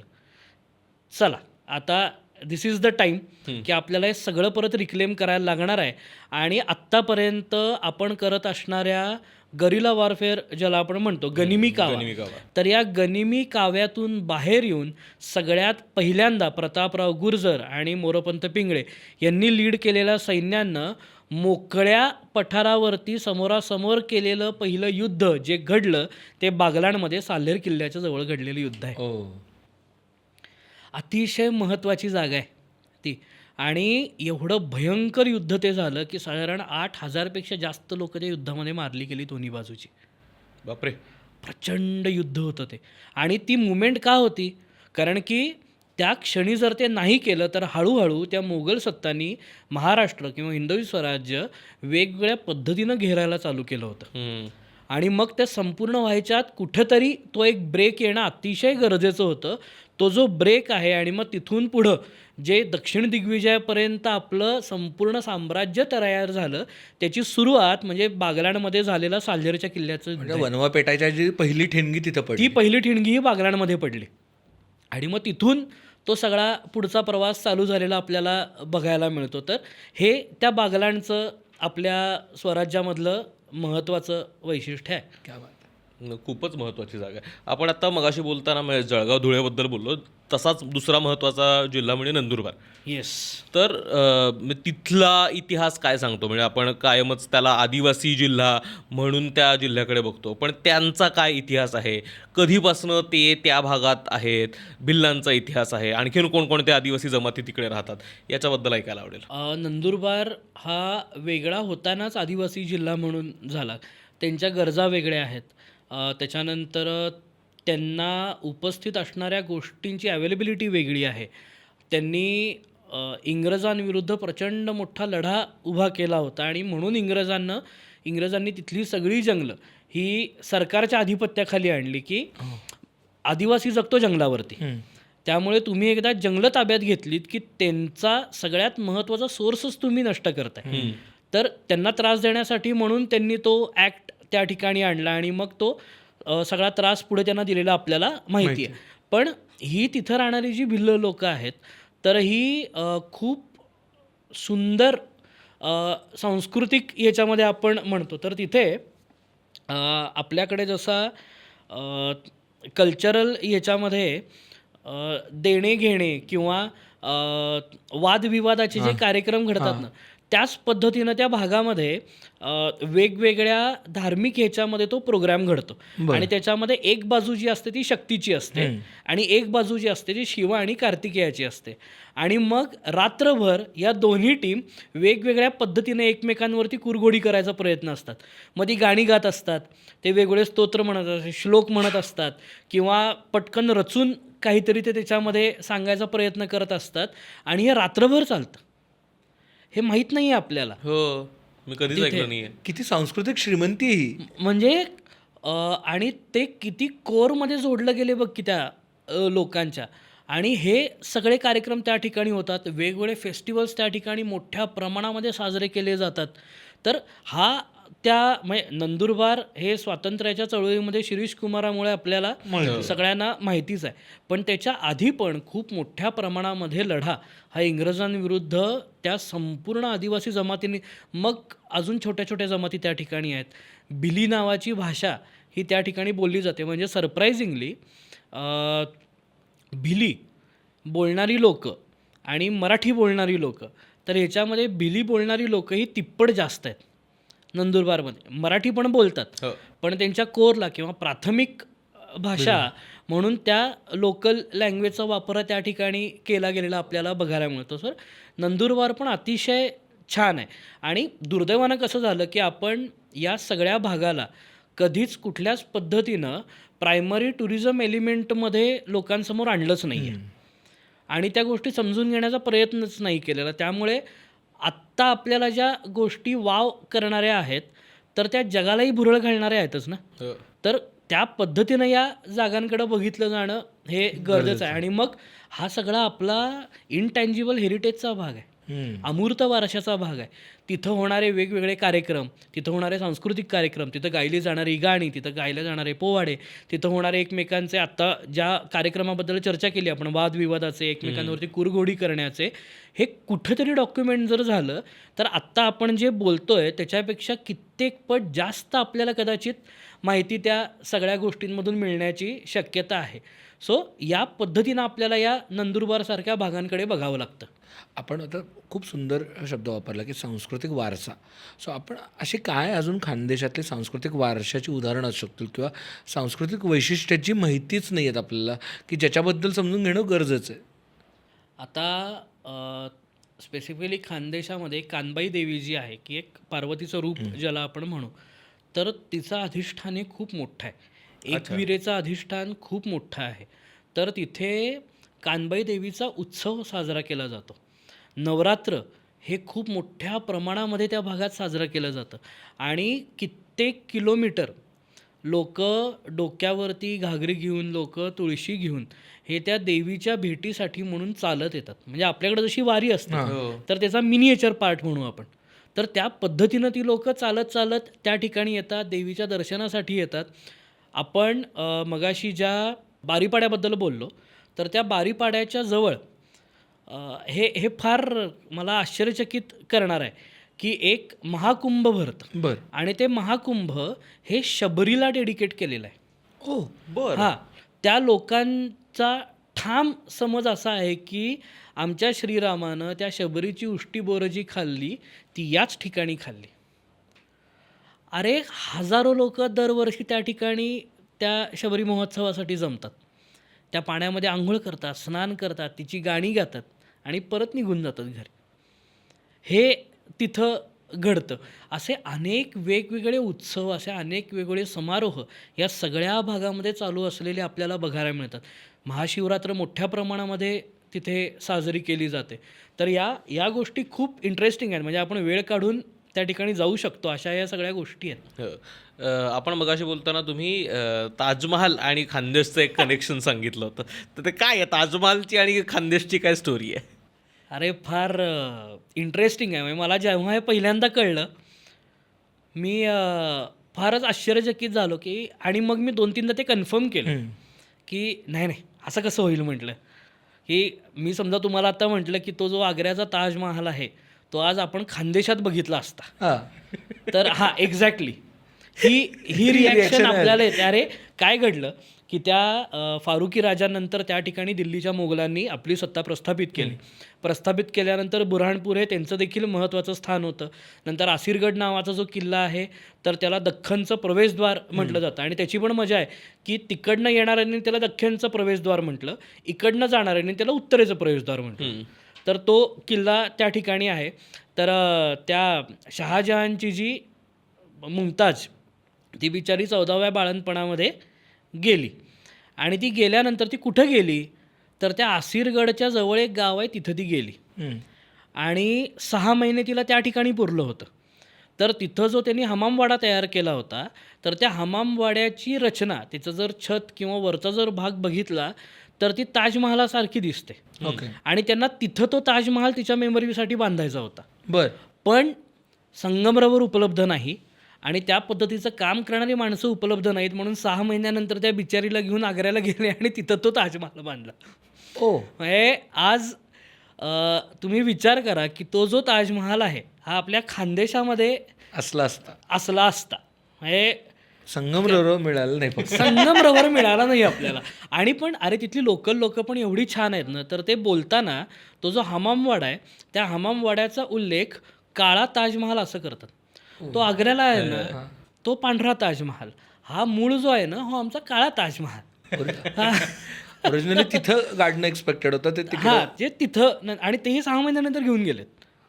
हो, हा तो ताजमहालचा सगळा इतिहास. ताजमहालची प्रेरणा, ताजमहालची सुरुवात, ताजमहालची संकल्पना ही खानदेशामध्ये जन्मली आणि मग ते तिकडनं घेऊन गेले. म्हणजे एक प्रोजेक्ट आपल्याकडून बाहेर जाणं हे नवीन नाही. ते तेव्हापासून चालू आहे. पण मग आता खानदेशात खरं तर जर हा ताजमहाल झाला असता तर जगातली जी काही प्रेक्षणीय स्थळं आहेत त्यापैकी एक नक्कीच. महाराष्ट्रात असतं, खानदेशात असतात. मी सांगू, मला आज पुलंची आठवण येते. जर खानदेशामध्ये ताजमहाल असता तर किती सुंदर वर्णन पुलंनी त्याचं केलं असतं की त्याच्या बाहेर आपल्याला वांग्याचं भरीत आणि भाकरी मिळते. मग तुम्ही ताजमहाल बघून येता, मग तुम्ही ठेचा खाता, मग तुम्ही हे करता. अरे तू इमॅजिन कर की किती भारी झालं असतं. अरे ते पुलंनी माझं पोस्टल आयुष्यामध्ये पोस्ट सुंदर असतं तर कसं केलं असतं तसं ते उदाहरण झालं. तसंच झालंय ते की ताजमहाल खापरावरची पोरी आणि आमरस केंद्र. अरे मला स्वतःला ते फार आवडतं की खूप खूप भारी काहीतरी घडलं असतं. पण ठीक आहे, असो की आजही आपण जर बुऱ्हाणपूर बघायला गेलो, त्या जागा बघायला गेलो, तर एक घडणं अवघड नाही आहे. बरोबर. की ज्या पद्धतीनं तिथं ताजमहाल बघायला जातात त्याचं ओरिजिन बघायला जर लोक इकडं आले, घडणार तेच आहे. हो. फक्त थोडीशी इच्छाशक्ती पाहिजे त्या ठिकाणी जाऊन त्या गोष्टी बघायची. अर्थातच. आपण वेगवेगळ्या राजवटींबद्दल बोललो तर त्यातलं 2-3 जे एकतर यादव राजवटीचा काय काय इन्फ्लुएन्स आहे ह्याच्यात, कारण आपण अगदी आता ब्रिटिश कालखंडापर्यंत आलो तर थोडंसं मला परत एकदा मागे जायचं आहे. आणि कारण आपण मुघलांचा इन्फ्लुएन्स काय आहे हे समजून घेतलं, यादवांचा इन्फ्लुएन्स काय आहे आणि त्या काळात म्हणजे एस्पेशली देवगिरीच्या काळात काय घडलं तिथे. देवगिरी या शब्दाचा अर्थच असा होतो की अशी टेकडी ज्या ठिकाणी देवांचा निवास आहे. याच्यावरूनच लक्षात येईल की ते साम्राज्य किती मोठं असेल, किती सुंदर असेल. तर त्या साम्राज्याचं कॉन्ट्रीब्युशन हे संपूर्ण महाराष्ट्रासाठी खूप मोठं आहे. की कदाचित संथ पडलेल्या सांस्कृतिक कार्यक्रमांना, सांस्कृतिक रचनांना त्यांनी परत नव्यानं ताकद दिली. खूप मोठ्या प्रमाणामध्ये त्यांनी कॉन्ट्रीब्युशन केलं. खूप मोठ्या प्रमाणामध्ये त्यांच्या दरबारामध्ये साहित्यिक, कवी, संस्कृत अभ्यासक हे त्यांच्या दरबारामध्ये. आणि हे कधी शक्य आहे की ज्या वेळेला तुम्ही सांस्कृतिकदृष्ट्या, तुम्ही आर्थिकदृष्ट्या तेवढे सक्षम आहात, त्यावेळेला या सगळ्या गोष्टी तुम्ही तुमच्या दरबारामध्ये करू शकता. आणि मग तिथून लोकेशन जर तुम्ही बघितलं तर त्या देवगिरीपासून हार्डली 2 तासाच्या अंतरावरती धुळे आहे. त्याच्या शेजारी वेरूळ आहे, त्याच्या शेजारी घृष्णेश्वर आहे. मग तुम्ही वेरूळ परत मध्य ठिकाणी ठेवलं की तिथून एका बाजूला 90 किलोमीटरवरती जळगाव येतं. जळगावपासून हार्डली 30 किलोमीटरवरती अजिंठ्याच्या लेणी आहेत. तर एवढ्या प्रचंड मोठ्या सांस्कृतिक याच्यामध्ये तिथली मंदिरं परत नव्यानं तयार करणे, त्या ठिकाणी चालू असणाऱ्या ज्या सगळ्या सिस्टीम आहेत त्या राबवणे, म्हणजे समाजाच्या ह्याच्यासाठीच्या, शेतीसाठीच्या वेगवेगळ्या सोयी करणे. कारण की तो भाग जर बघितलं तर देवगिरीचा एक डोंगर जर सोडला तर त्याच्या पाठीमागे दुसरी डोंगररांग चालू होते. पण एका बाजूला हे मोठं पठारच आहे रे. हा खूप मोठा डिफेन्ससाठीचा वीक पॉईंट आहे की तिथं तुम्हाला बाकी अडवायला काहीच नाही. त्यामुळे त्यांना त्या पद्धतीनं स्ट्रॉंग राहणं हे गरजेचंच होतं. आणि मग आपल्याकडे म्हणतात ना की strong leaders create weak leaders आणि वीक लीडर्स रिराईट हिस्ट्री. तर ते रिराईट म्हणजे कशा पद्धतीनं झालं की मग ज्या वेळेला अल्लाउद्दीन खिल्जीचं आक्रमण आपल्यावरती झालं तोपर्यंत आपण या सगळ्या गोष्टींमध्ये एवढे हे झालं होतं की नाही, हे ऑटो पायलट मोडवरती होईलच. बरोबर. आणि मग कुठेतरी तो छोटासा निग्लिजन्स हा मोठी इम्पॅक्ट आपल्या संपूर्ण याच्यावरती करून गेला. आणि मग अल्लाउद्दीन खिल्जीने एकदा देवगिरी जिंकला, मग बाकी रेस्ट इज हिस्ट्री. मग या बाजूचं सगळं त्यांच्या ताब्यामध्ये आलं, पुढचं सगळं ताब्यामध्ये आलं आणि मग एक एक भाग तो आपल्याला पडत गेला. हे आपल्याला लक्षात येतं की यादवांचं महत्त्व काय आहे. की यादव पडले आणि अख्खा महाराष्ट्र हा त्याच्यानंतर मुघलांच्या ताब्यामध्ये चटकन गेला. खानदेश पडला की महाराष्ट्र पडतो. खानदेश पडला की महाराष्ट्र पडतो. आणि तुम्ही जर इकडनं उत्तरेकडं जाणारा इतिहास बघितलात तर सगळ्यांनी खानदेशा मार्गानंच हे केलेलं आहे. स्वतः संभाजी महाराजांनी बुऱ्हाणपूर लुटलेलं आहे आणि मोठं केंद्र होतं आपल्याला स्वराज्यासाठी. जसं सुरतेची लूट महाराजांनी केली त्या पद्धतीनं शंभूराजांनी बुऱ्हाणपूरची लूट केलेली आहे. कारण की तो सगळा शोषलेलाच हे होतं, तर स्वराज्यासाठी म्हणून त्यांनी ते परत आणलेलं आहे. तर या पद्धतीने या सगळ्या गोष्टी या भागात घडत गेलेल्या आपल्याला बघायला मिळतात. आपण मगाशी अहिराणीबद्दल बोलत होतो आणि बहिणाबाईंचा पण उल्लेख झाला. तर बहिणाबाई असतील आणि त्या काळात होऊन गेलेले बरेचसे कवी असतील.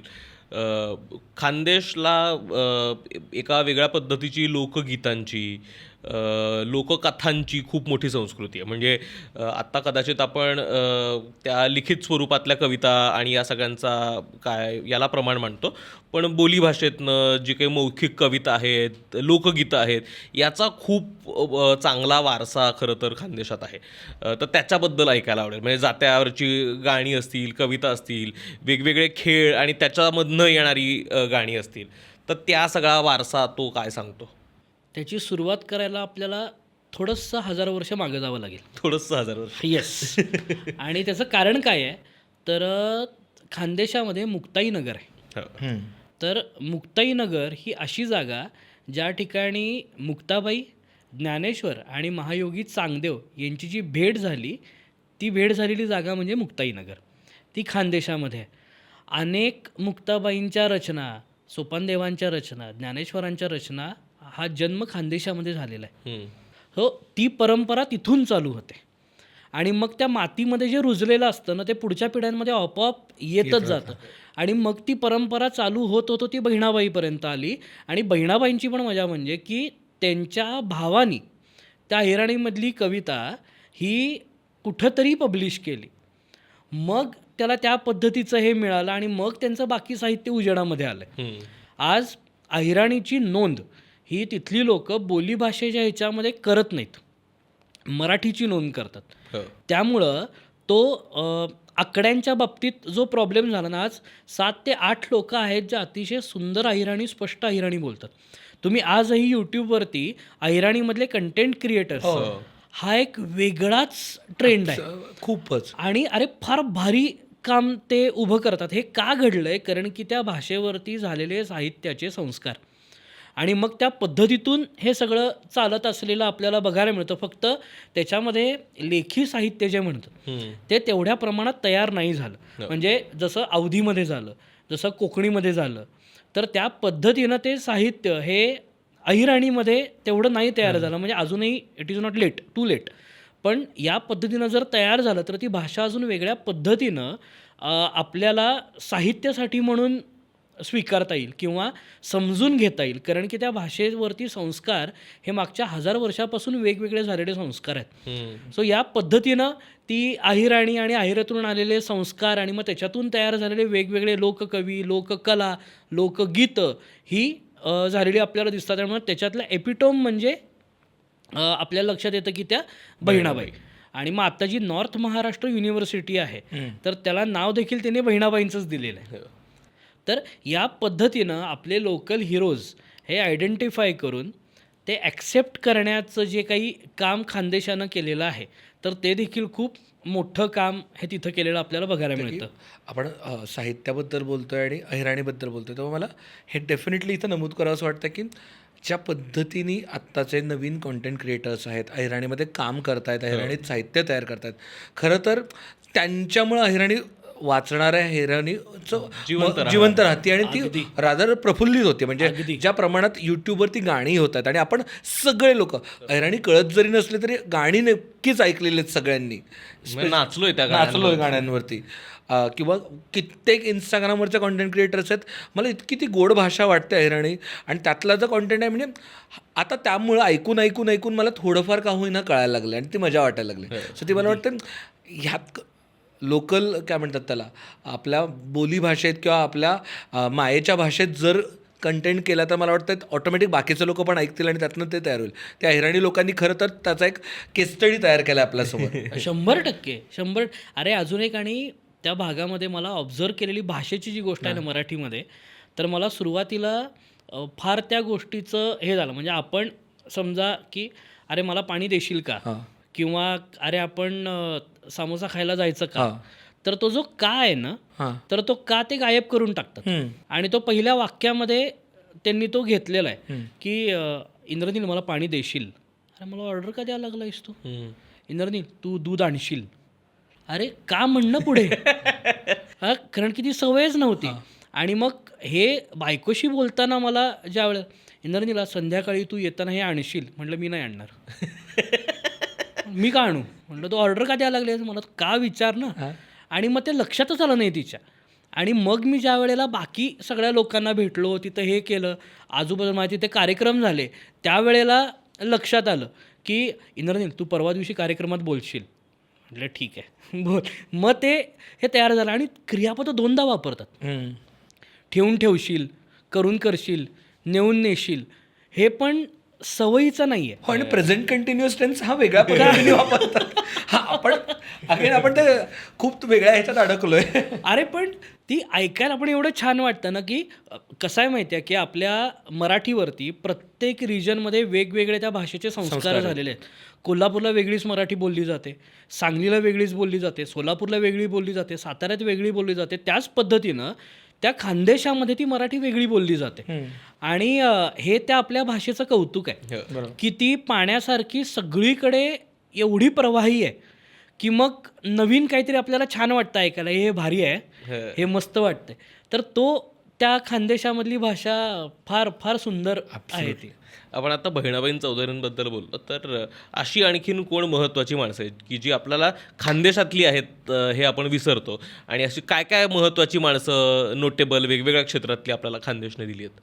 सगळ्यात महत्त्वाचं नाव म्हणजे साने गुरुजी. साने गुरुजी हे खानदेश आहेत. त्यानंतर लता मंगेशकरांचं जे आजोळ आहे ते आजोळ हे खानदेश आहे. ही झाली एकदम तशी पॉप्युलर माहिती असणारी आपल्याला नावं. थोडीशी कमी माहितीची पण कदाचित खूप जास्त कॉन्ट्रीब्यूट केलेली जी नावं आहेत, तर त्याच्यामध्ये एक कॉम्रेड शरद पाटील यांचं नाव मी एक सांगितलं. त्याचबरोबर भारताच्या इतिहासामध्ये खूप मोठं कॉन्ट्रीब्यूट केलेले आणि मराठा इतिहासावरती ज्यांचा शब्द हा अतिशय महत्त्वाचा शब्द म्हणून समजला जातो ते म्हणजे राजवाडे सर. राजवाडे हे खानदेश आहे. आज धुळ्यामध्ये राजवाडे संशोधन केंद्र आहे. हजारो पुस्तकं त्या लायब्ररीमध्ये आहेत. आजूबाजूवरून आलेल्या वस्तू त्यांनी त्या ठिकाणी संग्रहालयामध्ये ठेवलेल्या आहेत. त्यांचे स्वतःचे उत्तम पब्लिकेशन्स हे त्यांनी केलेले आहेत. ते त्यांचं कॉन्ट्रीब्युशन आहे. त्यानंतर देव सर, तिथे आज वाघदेवता मंदिर आहे. समर्थ रामदास स्वामी यांच्याशी निगडीत जगामधल्या कुणालाही जर अभ्यास करायचा असेल तर त्यांना वाघदेवता मंदिरामध्ये यावं लागतं. समर्थांच्या हस्ताक्षरामधली ओरिजिनल डॉक्युमेंट्स त्या ठिकाणी आहेत. समर्थांचे शिष्य कल्याण स्वामी यांच्या हातामध्ये यांनी स्वतः हस्ताक्षरामध्ये लिहिलेला ओरिजिनल दासबोध त्या ठिकाणी आहे. समर्थांनी त्यांचे करेक्ट केलेले डॉक्युमेंट्स हे त्यांनी आज त्यांच्या संग्रहालयामध्ये ठेवलेले आहेत. त्यांचे स्वतःचे उत्तम पब्लिकेशन्स या कार्यामध्ये पुढे आलेले आपल्याला हे धुळ्यामध्ये आहे. धुळे शहरामध्ये आहे वाघदेवता मंदिर. तर या अशा भन्नाट लोकांनी या सगळ्या जागांमध्ये कॉन्ट्रीब्यूट केलेलं आपल्याला बघायला मिळतं आणि आजही ते त्या पद्धतीनं चालू आहे. आजही आपलं तिथे शिवांजली नावाची एक मुलगी आहे, तर ती आपलं फोक ट्रेडिशन लोकल आर्ट ही स्टेजवरती परफॉर्म करायचं काम करते. ती धुळ्याची आहे. जळगावमध्ये अशी अनेक लोकं आहेत की जे या पद्धतीनं ते वेगवेगळं साहित्य लोकांसमोर आणण्याचं काम करत आहेत. तर खूप मोठ्या प्रमाणामध्ये आजही तिथली लोकं या बेटरमेंट ऑफ ह्युमन बिईंगसाठी कॉन्ट्रीब्यूट करताना आपल्याला बघायला मिळतात. स्वतः चैत्रामजी पवार तिथले आहेत, ज्यांना पद्मश्री मिळाला. तर ही एवढी छान छान लोकं त्या खानदेशानं आज भारताला दिलेली लोकं आहेत. आपण स्पेसिफिक लोकांबद्दल बोललो जे पॉप्युलर आहेत किंवा ज्यांचं खूप मोठं कॉन्ट्रीब्युशन आहे पूर्ण भारताला, महाराष्ट्राला. तसं खानदेशामधल्या अजून एका समाजाबद्दल आपण नक्की बोललं पाहिजे, ते म्हणजे लेवा पाटील. अगदी. त्यांचंही खूप मोठं कॉन्ट्रीब्युशन आहे. तर त्याबद्दल आपण समजू शकतो का? कारण का हे काय कॉन्ट्रीब्युशन आहे, हे कुठून एवढा मोठा समाज झाला, एवढं त्यांचं प्रस्थ वाढलं? आता प्रत्येक भूभागामध्ये असा एक समाज असतो की जो इनिशियल फेजमध्ये त्या संपूर्ण भूभागाला आर्थिक स्थैर्य देण्याचं काम करतो आणि जी अतिशय महत्त्वाची गोष्ट आहे. करेक्ट. की ते आर्थिक स्थैर्य मिळालं की आजूबाजूच्या गोष्टी या आपोआपच त्या अनुषंगानं वाढत जाणाऱ्या आपल्याला बघायला मिळतात. तर हे जे लेवा पाटील जो सगळा समाज आहे, तर हा समाज आत्ताचं जे जळगाव आहे, तर ते जळगावपासून आजूबाजूचा परिसर या भागामध्ये आपल्याला ते बघायला मिळतात. इंग्रजांनी ज्या वेळेला त्या संपूर्ण भागाचा ताबा घेतला आणि त्यानंतर तिथं चालू असणाऱ्या कापसाच्या शेतीचा जो सगळा भाग हा ते UK ला पाठवायला लागले, कारण की तो कच्चा माल होता, त्यांना तिथे ते तयार करायला पाहिजे होतं. तर त्यावेळेला त्या कापसाच्या शेतीमध्ये खूप मोठं योगदान हे या लेवा पाटलांचं होतं. आता जो गुजरातमधला पाटीदार समाज आहे तर त्यांचा देखील कनेक्ट यांच्याशी कुठेतरी असलेला त्याच्यामध्ये जाणवतो. आणि हे ते करत असताना अतिशय सुशिक्षित ज्याला आपण म्हणतो, सुशिक्षित म्हणजे काय, अशी PhD वाले नाही, पण अतिशय व्यवहारी आणि त्या पद्धतीनं तो व्यवहार सांभाळणारी लोक. आणि त्यामुळं हळूहळू यांचं त्या संपूर्ण भागामधलं राजकीय कनेक्ट किंवा ते कॉन्ट्रीब्युशन देखील मोठ्या प्रमाणामध्ये असलेलं आपल्याला बघायला मिळतं. तो आज जर तुम्ही बघितलं तर त्या संपूर्ण भागामधलं पॉलिटिकल डॉमिनन्स, शेती, त्या अनुषंगानं होणारा व्यापार, त्या अनुषंगानं होणारा फॉरेन ट्रेड, या सगळ्यामध्ये या लेवा पाटलांचं कॉन्ट्रीब्युशन हे खूप जास्त असलेलं आपल्याला बघायला मिळतं. आणि देणे घेणे हा जो भाग आहे तर ह्याच्यावरून गुजरातीमधले जे काही शब्द आहेत तर त्याच्या अनुषंगानं ते लेवा हा शब्द त्यांच्याबरोबर ॲड झालेला आपल्याला बघायला मिळतो. तर ते लेवा पाटील म्हणजे तो सगळा असणारा तो समाज आहे. आणि या समाजाचं कॉन्ट्रीब्युशन हे संपूर्ण खानदेशाच्या विकासामध्ये खूप मोठं आहे. आणि ते अजिबातच आपल्याला इग्नोर करून चालणार. म्हणजे खानदेशाबद्दल बोलताना तू म्हटलंस ते अतिशय बरोबर आहे की आपल्याला यांना इन्क्लूड केल्याशिवाय आपण तो एपिसोड पूर्णच करू शकत नाही. आपण असंच एक महत्त्वाचं समाज म्हणजे भिल्ल, त्यांच्याबद्दल पण ऐकायला आवडेल की त्या समाजाचं नेमकं कॉन्ट्रीब्युशन काय. मी ऐकलं की 1857च्या उठावामध्ये पण त्यांचं खूप मोठं योगदान होतं. तर नेमकं काय पद्धतीनं ही नाही म्हणायला गेलं तरी शहरी ग्रामीण अशी ज्यावेळेस तुलना होते त्यात आदिवासी म्हटलं तर आपण फारच मागास आणि मागे पिछाडलेला समाज या पद्धतीनं शहरीकरणाच्या भाषेत त्यांच्याकडे पाहिलं जातं. पण या सिच्युएशनमध्ये सुद्धा भिल्लसारखी जी महत्त्वाची आदिवासी जमात आहे त्यांचं काय कॉन्ट्रीब्युशन आहे एकूणच या महाराष्ट्र आणि देशबांधणीमध्ये. जे महत्त्व विदर्भामध्ये गौंडांचं आहे ते महत्त्व खानदेशामध्ये भिल्लांचं आहे. आणि तो सगळा जो ट्रान्झिशनचा जो फेज होता की ज्याच्यामध्ये इंग्रज सगळीकडे ताबा घेत होते आणि वेगवेगळ्या गोष्टी या त्यांच्या पथ्यावरती पडत होत्या, त्या सगळ्या सिनारिओमध्ये त्या भागामध्ये इंग्रजांचा शिरकाव न होऊन देणे यासाठी या भिल्लांनी खूप मोठं योगदान दिलेलं आहे. म्हणजे त्यातलं एक बिरसा मुंडा नाव आपल्याला माहिती आहे की या बिरसा मुंडांची जयंती साजरी केली जाते. आणि त्या पद्धतीनं तर असे अनेक वेगवेगळे भिल्ल हे एकत्र आले. आणि त्यांनी 1857मध्ये ज्या वेळेला शिपायांचा जो बंड झाला तर त्याचे सगळे लहरी किंवा त्याचे जे सगळे पडसाद हे या धुळे, नंदुरबार, जळगाव या भागामध्ये पडायला लागले.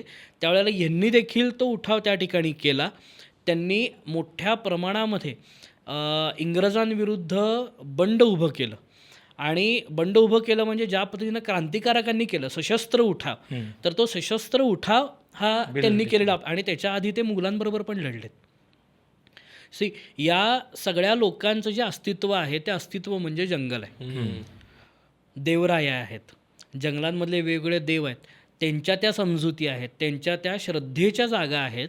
आणि मग त्या श्रद्धेच्या जागांवरती जर कोणी हे करत असेल घालत असेल तर ते डिफेंड करणं हे त्यांच्यासाठीचं प्रायमरी. आणि अरे त्यांनी छोटे छोटे भाले, छोटे छोटे बाण, धनुष्य यांच्या आधारानं कित्येक काळ ते युद्ध उभं केलेलं आपल्याला दिसतं. म्हणजे किती चिवट त्या लोकांचं कॉन्ट्रीब्युशन या सगळ्या क्षेत्रामध्ये असेल हे आपल्याला कळतं. आणि भिल्ल समाजानं केलेला स्वातंत्र्य लढ्यातलं योगदान हे आपल्या स्वातंत्र्याच्या इतिहासामधलं कदाचित सगळ्यात इग्नोर्ड पान ज्याला आपण म्हणू शकतो ते आहे. पण या लोकांनी इंग्रजांबरोबर युद्ध करताना आपली संस्कृती टिकवली.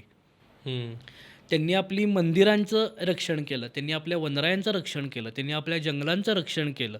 आणि त्यामुळे एक मोठा भूभाग नंतर आपल्यासाठी जो सेफ राहिला तो या भिल्लांमुळे राहिलेला आपल्याला बघायला मिळतो. सो भिल्लांचं काम हे प्रचंड आहे. खानदेशबद्दल बोलतोच आहे तर मी स्वतः कधी खानदेशच्या कुठल्या भागात जास्त फिरलेलो नाही आहे म्हणूनचा हा खरं तर प्रश्न आहे की जर माझ्याकडे 2-3 दिवस असतील तर मी म्हणजे तुम्ही मला काय काय जागा बघायला सांगाल की आत्ता मी खानदेशला जर गेलो तर कुठे जायला पाहिजे 2-3 दिवस जर माझ्याकडे असतील.